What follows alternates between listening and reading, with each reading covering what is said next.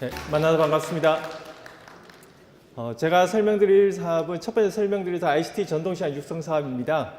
그 ICT 전동시장 육성 사업은 14년도부터 시작이 됐었는데요. 그때는 총 3가지 사업이 있었습니다. 그 ICT 카페 설치 사업이 있었고요. 그 다음에 모바일 포스 보급, 그 다음에 이것들을 잘 활용할 수 있는 IT 교육이 있었습니다. 17년도부터 시작되는 이 사업에는 그 모바일 포스 보급은 빠져 있고요. ICT 카페 설치랑 ICT 교육만 있다고 보시면 될 것 같습니다. 지원 규모는 ICT 카페는 30곳 정도 되고요. 그 다음에 ICT 교육은 각 시장별로 한 300회 정도에서 6,000명 정도를 교육할 예정입니다. 자, ICT 카페는 우리 시장 내에 보면 고객 지원센터라든지 상인 교육장이 있습니다. 이 공간을 활용을 해서 PC라든지 그 다음에 의자라든지 고객 편의 시설을 설치를 하고 그 다음에 우리 시장에도 어떤 종합적인 디자인을 갖춘 카페가 필요하기 때문에 인테리어 지원을 하는 ICT 카페를 설치하고 있고요. 그 다음에 ICT 교육은 여러분들 상인 교육에 보면 ICT 교육이 있습니다. 이 교육을 많이 받았으리라고 생각을 하는데요. 그 교육과 동일하다고 보시면 될 것 같습니다. 먼저 이제 상인회에서 가장 먼저 해주셔야 될 게 이 ICT 카페를 설치하기 위해서는 장소를 마련해 주셔야 됩니다. 그래서 고객 지원센터라든지 그 다음에 상인회 교육장, 그 다음에 상인회 사무실의 어떤 일부 공간을 활용해 가지고 ICT 카페를 구축하신다고 보시면 될 것 같고요. 총 지원 비용은 한 1,000만 원 정도가 됩니다. 여러분들이 특성화 시장 많이 추진하셨을 겁니다. 특성화 시장을 통해서 구축된 여러 가지 공간들을 또다시 ICT 카페로 활용하시면 좋을 것 같다는 생각을 하고 있고요. 그래서 이거 같은 경우에는 저희들이 앞서 설명드린 사업들을 보면 1월 23일까지가 신청 기한입니다. 그런데 ICT 카페 같은 경우에는 수시 신청입니다. 수시 신청이라서 여러분들이 ICT 카페를 설치한 적이 없다면 저희들이 14년도부터 16년도까지 한 285곳에 대해서 ICT 카페를 설치를 했거든요. 그곳이 아니라면 어디든지 설치가 가능하시고 그 다음에 상인에서는 그런 장소와 그 다음에 그 ICT 카페 관련해 가지고 또 많이 또 지적을 받을 수 있는 게 손님들이 즉 고객들이 ICT 카페를 활용하기 위해서 갔는데 뭐 문이 닫혀 있다 이런 이야기들이 나올 수 있습니다. 그래서 그런 장소라든지 그 다음에 상인의 어떤 상근 인력을 통해서 관리가 가능한 장소 요거를 좀 물색해 주시면 될 것 같고요. 그 다음에 1,000만 원 범위 내에서 계획을 세우셔서 저희 쪽으로 신청해 주시면 예산 범위 내에서 저희들이 30개까지 이렇게 조사하고 있습니다.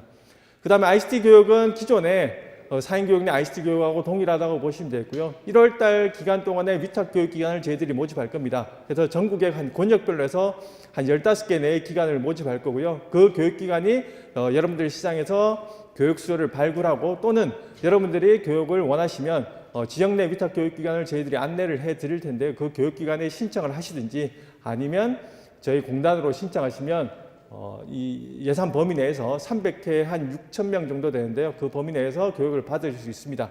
그 교육의 내용은 요즘 그 인터넷 접속을 하는 확률이 모바일이 한 60%가 넘습니다. 그래서 우리 스마트폰 활용 교육이라든지 그 다음에 우리 매력 넘치는 우리 시장 어플이 있습니다. 그 어플에 보면 스마트 전단지라든지 쿠폰 발급이 가능한데요. 그것들을 활용할 수 있고 그 다음에 SNS를 통한 마케팅 기법이라든지 이런 것들을 교육해 드릴 예정입니다.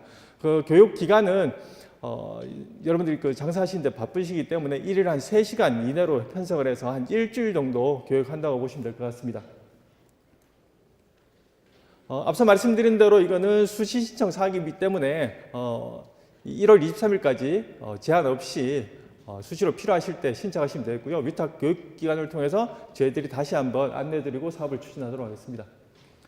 다음번에 설명드릴 사업은 청년상인 창업지원 사업입니다. 전체적으로 청년상인 육성 사업이라고 하는데요. 이 청년상인 육성 사업 내에는 청년상인 창업지원 사업과 청년몰 조성 사업이 있습니다. 두 개가 유사한데 이게 전통시장 내에 보면 빈점포들이 있습니다. 그래서 빈점포를 활용을 하고 그 다음에 그 청년들이 또 창업할 수 있는 기회를 제공하는 사업이라고 보시면 될 것 같습니다. 그래서 전통시장 내 빈점포를 활용해서 청년들이 창업을 해서 전통시장의 활성화도 하고 그 다음에 좀 젊은 시장, 그 다음에 미래에 잠재고객인 청년들이 좀 올 수 있는 시장을 만들어 보자는 게 청년상인 육성 사업, 지금 설명드릴 청년상인 창업 지원 사업이라고 보시면 될 것 같습니다. 저희들이 지원해 주는 거는 청년들의 어떤 매장 임차료라든지 그 다음에 인테리어 비교령이라든지 그 다음에 창업 교육, 그 다음에 컨설팅 등을 지원하고 있습니다. 자, 이제 지원되는 내용은 앞서와 같은데요. 먼저 시장에서 우리 상인에서 해 주셔야 될 내용이 있습니다. 해 주셔야 할 내용은 뭐냐면 시장 내 빈 점포들이 있을 겁니다. 그 빈 점포들을 있다고 저희 쪽에 신청해 주시면 나중에 사업 추진하는데 좀 어려운 점이 있는데 뭐가 어려웠냐면 시장 내 빈 점포 같은 경우에는 점포주분들이 연락이 되지 않는 경우가 종종 있습니다. 그 다음에 점포 소유구조가 좀 복잡한 경우가 있습니다. 자, 우리 시장에 빈 점포를 활용해서 이 사업을 추진하고 싶다고 하신다면 그 점포주분들은 상인에서 제일 잘 아실 겁니다. 그렇기 때문에 그 분들하고 연락을 좀 하셔서 그 점포를 좀 확보를 해 주셔야 될 거고요. 그 점포주 입장에서도 예를 들어 비어 있어서 또는 창고로 활용하는 것보다는 이 청년들이 임차료를 지불하고 그다음에 이것들이 나중에 활성화돼서 임차료를 나중에 먼 후에 올릴 수 있다면 그게 더 도움이 되지 않을까 생각합니다. 그래서 그런 점포주 확보도 해주시고 그다음에 가급적이면 청년들이 그 시장에서 지속적으로 좀 장사를 해야 될 겁니다. 그러기 위해서는 따로따로 떨어져 있는 것보다는 모여 있는 게 좋다는 거죠. 그래서 이 청년상인 창업지원 같은 경우에는 빈점포 5개 이상 그 다음에 10개 내외 정도 되는데요. 가급적 좀 모여있는 것으로 빈점포를 좀 확보해 주시고 그 다음에 점포주분들하고는 미리미리 좀 상의를 하셔가지고 확보를 해 주시면 좋겠다. 이게 우리 상인회에서 해 주실 역할이라고 보면 될 것 같습니다. 그래서 만약에 이렇게 시장이 선정이 되면요. 그 관련 전문가를 중심으로 사업단을 구성하게 됩니다. 그 사업단이 앞에 보인 대로 청년 상인을 모집을 하고요. 그 다음에 창업 관련 교육을 합니다. 그래서 이것들이 끝나고 나면 그 빈 점포를 청년 상인들과 점포 계약을 하게 됩니다. 그러면 그에 대해서 국비로 임차료를 지원해 주고요. 그 청년 상인들한테는 한 11개월 정도 임차료가 지원이 될 겁니다. 그 다음에 그 임차료를 하게 되면 임차료를 지원받고 계약을 하게 되면 그 청년 상인들이 교육받는 동안에 자기 업종들이나 이런 것들을 결정하게 될 겁니다. 그러면 그 업종에 따라서 인테리어를 지원하게 되는데요. 인테리어 지원 기준을 보면 한 평당 한 80만 원 정도 된다고 보시면 될 것 같습니다. 그 다음에 국비로 되는데 총 인테리어 비용이 한 60%까지 지원되고요. 그 금액 기준은 아까 말씀드린 평당 한 80만 원 정도입니다. 왜 그러면 60%만 하냐? 이제 국비로 창업을 지원합니다만은 어쨌든 청년들이 어떤 주인의식이나 이런 것들이 반드시 있어야 될 겁니다. 그래서 모든 금액을 지원을 해주게 되면 언제 자기가 나가더라도 위험 부담이 없죠. 그렇기 때문에 인테리어 비용 역시 국비는 60%만 지원하고 평당 80만 원 한도로 하고 있고요. 그 다음에 임차료 역시도 저희들이 한 5년도에 저희들이 조사를 해보니까 전통시장의 평당 임차료가 한 11만 원 정도 됐습니다. 상정은 아니고요. 그래서 이 임차료 역시도 평당 11만 원 기준으로 해서 저희들이 한도로 지원을 하고 있습니다. 그 이상이 되는 것은 청년들이 자부담할 수 있도록 했습니다. 그 다음에 또 지원이 안 되는 부분을 보면 임차 보증금이 있는 경우가 있습니다. 근데 시장 내에서 임차 보증금이 있는 경우는 많지는 않은데요. 임차 보증금은 청년들이 자부담을 해야 되고 그 다음에 그들의 업종에 따라 가지고 필수적으로 들어가는 직기 등이 있을 겁니다. 예를 들어서 카페를 한다. 그럼 커피 머신 들어가야겠죠. 이런 것들은 국비 지원이 아닌 그들이 부담을 해야 된다는 겁니다. 그래서 지금 잘 되는 시장들을 보면 청년들이 자부담이 좀 많습니다. 그런 것들에 대해서는 자기들이 주인의식도 가지고 인테리어도 자기가 하더라고요. 그래서 그런 것들은 자기의 주인의식을 갖고 그렇게 잘 하고 있다고 보시면 될 것 같고요. 그렇게 해서 이제 인테리어까지 마치게 되면 정상적으로 영업을 하게 될 겁니다. 그런 영업들을 할 때 또 여러 가지 이제 마케팅들이 필요하게 됩니다. 그다음에 이 마케팅들을 추진할 때 지금 여기에 쭉 말씀드린 거 보면 청년들만 지원하는 거지 않습니까? 그러다 보니까 기존 상인분들이 조금 소외받을 수 있는 그런 것들이 있기 때문에 이 마케팅 같은 경우에는 기존 상인, 즉 기존 상인들과 연계해서 마케팅을 추진할 수 있도록 그렇게 하고 있습니다. 그 다음에 영업을 하는 중에 또 생기는 여러 가지들은 컨설팅을 통해서 또 지원을 하고 있습니다. 자, 절차들을 보면 1월 23일까지 저희들이 지방청을 통해서 접수를 받고요. 2월 한 달 동안 현장 평가를 합니다. 그래서 3월 달에 최종 선정돼서 지자체를 중심으로 사업단을 구성을 하고 그 다음에 사업이 추진된다고 보시면 될 것 같습니다. 다시 한번 말씀드리지만 우리 상인에 대해 주셔야 될 것은 점포 확보에 대해서 좀 힘써 주셔야 될 것 같습니다. 자, 다음 설명드릴 사업은 청년몰 조성 사업입니다. 개별 점포에 대한 지원은 앞서 청년몰 조성 사업과 좀 청년상인 창업지원과 좀 유사한데요. 이거는 좀 모여 있다고 보시면 될 것 같습니다. 그래서 20개 이상의 점포가 확보가 가능해야 되고 그 다음에 그들이 같이 뭔가를 할 수 있는 커뮤니티 공간, 그 다음에 고객 지원 센터를, 고객들을 위한 공간이라든지 이런 공간들이 좀 있어야 됩니다. 자, 그러기 위해서는 좀 많은 공간이 필요하겠죠. 그래서 한 500제곱미터 한 내외의 공간이 필요하게 됩니다. 자, 이런 것들도 여러분들이 아까 말씀드린 대로 좀 확보를 좀 해주셔야 되는데요. 저희들이 지원 시장을 선정할 때 우선 선정하는 게 있습니다. 만약에 이런 공간들을 확보하기가 어려운데 지자체에서 이 공간들을 매입하신다든지 또는 장기 임차를 해주신다든지 이런 경우에는 매입하는 경우는 우선, 그 다음에 임차하는 경우는 우대, 이런 조건들이 있습니다. 그 이유는 뭐냐면 이 청년몰 같은 경우에는 올해 지금 사업이 시작되면 18년 12월까지 약 한 1년 6개월간 사업이 진행되게 되는데요. 이렇게 이제 짧은 기간 동안 많은 어떤 예산이 투입되면 또 청년들이 새로운 아이디어로 장사가 잘 되면 임차료가 올라갈 가능성이 있습니다. 그런 젠트리피케이션 문제 이런 것들을 방지하기 위해서 지자체가 매입을 한다든지 그 다음에 장기 임차를 한다든지 이렇게 한 경우에는 또 우선 선정하거나 우대 지원하는 경우가 있습니다. 그래서 이런 부분들은 지자체와 좀 잘 협조를 하셔서 만약에 임차를 한다든지 또는 매입을 한다든지 이렇게 되면 많은 가점이 있다라고 보시면 될 것 같습니다.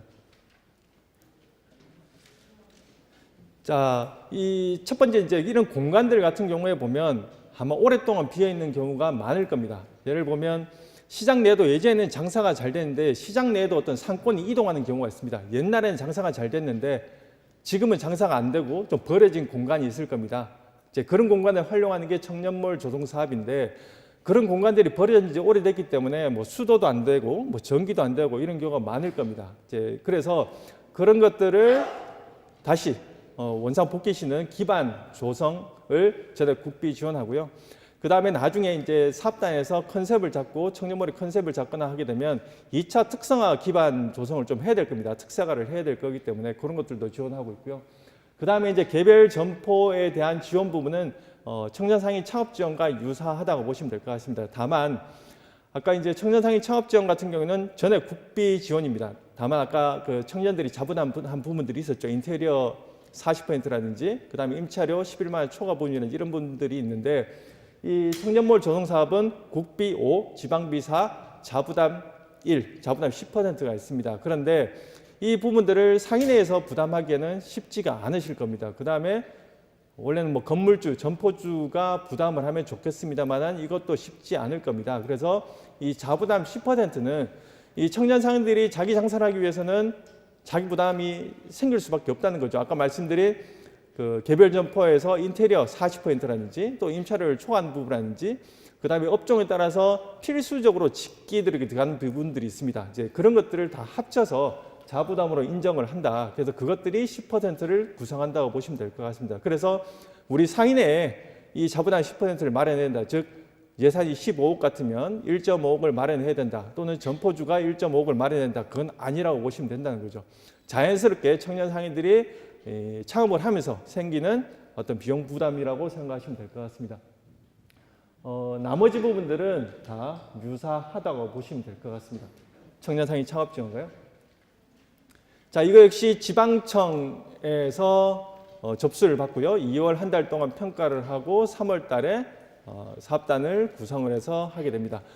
만약에 가능하시다면 제가 이따 설명을 드릴 텐데요. 시장 자문이라는 게 있습니다. 이 컨설팅을 받아서 이것들을 사전에 준비를 하고 한다면은 나중에 현장 평가라든지 이런 때 약간의 가점을 받을 수가 있습니다.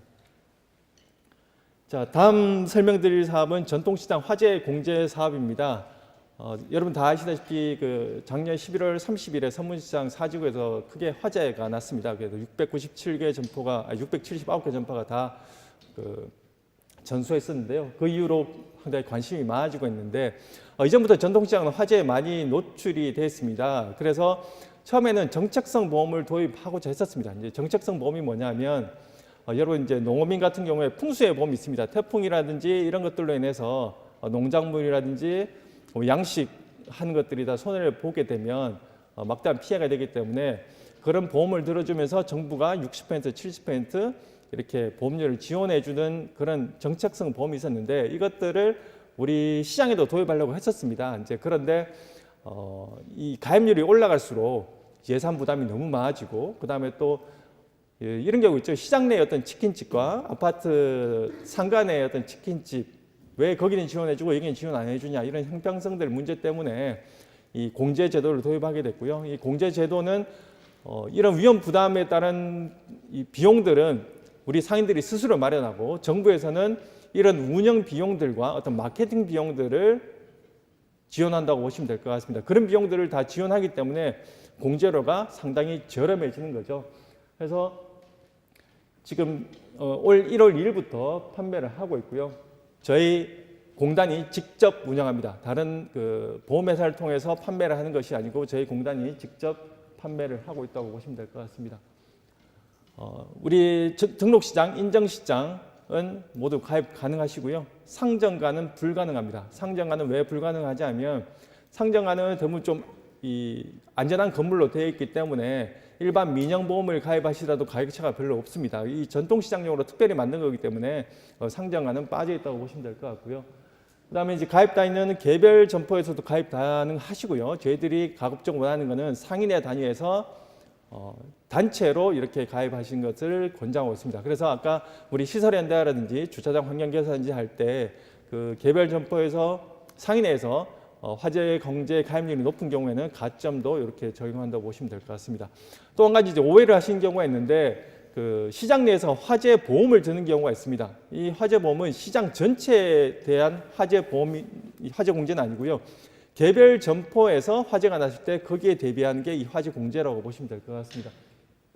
그럼 어떤 것들을 가입 목적물로 하고 있냐면 그 건물과 그다음에 건물 내에 자기 점포 영업을 하기 위해서는 시설물들이 있습니다. 집기, 건물, 집기, 재고 자산 이렇게 해가지고 가입할 수 있다고 보시면 될 것 같고요. 그다음에 자기의 어떤 실수로 인해서 타인의 생명이라든지 재산에 피해를 끼치는 경우가 있습니다. 거기에 대한 것도 화재 배상 특약이라는 것들을 가입하게 되면 사망 같은 경우는 1억, 부상은 2천, 그다음에 그 대물 같은 경우는 5천만 원까지 이렇게 보상이 됩니다. 그다음에 이제 가입 한도가 있는데요. 예를 들어서 우리 가게 재고 자산이 1억이다. 이걸 다 가입할 수 있는 건 아니고요. 3천만 원까지 한도를 뒀습니다. 도덕적 해라든지 이런 것들을 방지하기 위해서 한도가 있다는 거. 그래서 건물과 시설, 집기에 대해서는 3천만 원까지, 본인 재고 자산에 대해서는 3천만 원까지 한도가 있다고 보시면 될 것 같습니다. 자, 그래서 이 공제료를 보면 A급은 66,000원, 배당 특약이 6,200원 있습니다만은 66,000원에서 B급 같은 경우에는 30만 원까지 있는데, 그럼 A급, B급이 뭐냐? 이제 화재 보험 같은 경우, 화재 보험도 그렇고 공제도 그렇고 이제 건물 구조 급수에 따라 가지고 보험료, 공제료가 틀립니다. 그럼 구조 급수가 뭐냐면 이 화재에 견딜 수 있는 정도라고 보시면 될 겁니다. 아무래도 화재에 잘 견딜 수 있으면, 즉 많이 퍼지지 않으면 화재 보험료가 싸지겠죠. 그래서 민영보험사에서는 1급, 2급, 3급, 4급 있습니다. 그럼 1급이 뭐냐? 철근 콘크리트로 구조가 된 거라고, 시멘트로 다 이렇게 된 거라고 보시면 될 것 같고, 그 다음에 그 위에 천장도 불연재료로 되어 있으면 이게 1급이라고 보시면 될 것 같습니다. 그래서 민영보험사에서는 1급은 잘 받아주겠죠. 그런데 3급, 4급 같은 경우는 잘 받아주지 않을 뿐더러 받는다 할지라도 보험료가 상당히 높습니다. 그런데 저희들은 이거를 단순화를 했습니다. 그래서 1, 2급 같은 경우는 A급, 그 다음에 3, 4급은 B급 이렇게 했고요. 그 다음에 인수거절, 즉 3, 4급이라고 해서 공제를 가입받지 않는다든지 이런 인수거절이 없습니다. 자, 그렇게 했을 때 예시가 있는데요. 저 건물하고 자기 재고자산으로 각각 1천만 원, 2천만 원씩 이렇게 했을 때 A급은 66,000원, 그 다음에 B급은 10만 1,000원 정도, 그 다음에 화재 배상 특약이 6,200원 이렇게 된다고 보시면 될 것 같고요. 그 다음에 각각 2천만 원 했을 때, 각각 3천만 원씩 했을 때 요 예시가 나와 있습니다. 물론 뭐 2,500씩, 2,500씩, 5,000도 할 수 있고요. 이런 예시가 있습니다. 그래서 저희들이 혹시 아마 받으셨으리라고 생각을 하는데요. 시장 쪽으로 1차로 저희들이 화재 공제 포스터랑 전단지를 1차로 나눠드린 바 있습니다. 그 다음에 이걸로도 아마 많이 부족하실 거예요. 그래서 지금 이제 명절, 설 명절을 끝난 이후에 저희들이 그 화재 공제 상담사 제도를 운영할 겁니다. 이 화재 공제 상담사를 통해서 각 시장으로 방문해서 추가적으로 설명드리고요. 그 다음에 포스터라든지 전단지도 2차로 저희들이 배포를 하고 계속해서 설명해 나가도록 하겠습니다. 또 저희 공단 쪽으로 전화도 거의 지금 불통이 터질 정도로 많이 전화 주신데요. 많은 관심 가져주시고요. 지금 화재공제 홈페이지입니다. 네이버에서 전통시장 화재라고 치시면 이 사이트로 들어가실 수 있고요. 그러니까 공제로도 확인 가능하시고, 그 다음에 1월 9일부터는 이거를 통해서도 가입이 가능하십니다. 그 다음에 이제 기타 자세한 사항들은 저희 공단으로 전화를 주시든지 아니면 그 명절 이후에 저희들이 화재 공제 상담사를 통해서 추가적으로 계속해서 설명을 해드리도록 하겠습니다. 자, 다음 설명드릴 거는 전통시장 화재 안전점검인데요. 방금 말씀드린 화재 공제 같은 경우는 만약에 화재가 발생했을 때 어떻게 우리가 보장을 받을 거냐, 좀 안전망을 구축할 거냐라고 본다면은 이 안전점검 같은 경우는 미연에 좀 방지를 하자는 측면입니다.